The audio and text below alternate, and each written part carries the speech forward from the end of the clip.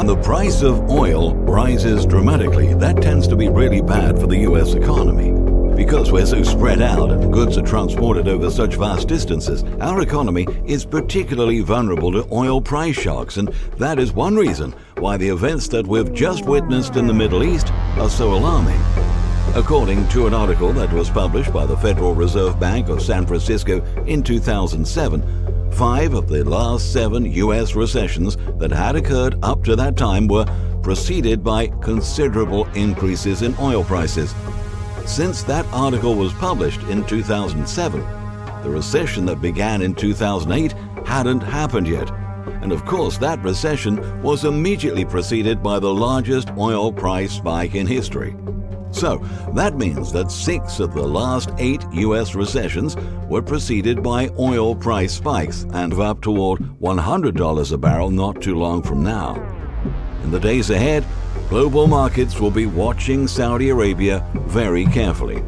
The longer it takes them to resume normal production levels, the higher the price of oil will go. According to Bloomberg, one analyst is already publicly admitting that full resumption could be weeks or even months away. All eyes are on how fast the kingdom can recover from the devastating strike, which knocked out roughly 5% of global supply and triggered a record surge in oil prices. Drivers in California, however, could be hit the hardest.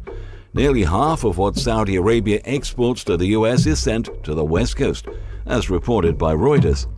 In the year that ended in June, the West Coast imported an average of about 11.4 million barrels of Saudi crude every month, much of which went to California refineries. The Golden State already has amongst the highest average gasoline prices in the country, at $3.63 per gallon as of Monday. We're going to see higher gasoline prices right away, but in the short term, we should be able to handle them okay. But if there are more attacks like the one we just saw, or if a major war breaks out in the Middle East, the price of gasoline could easily spike to levels that we've never seen in this country before. The U.S. economy was already deeply struggling even before the attack in Saudi Arabia, so this could definitely push us over the edge. We should all be getting prepared for an extended economic downturn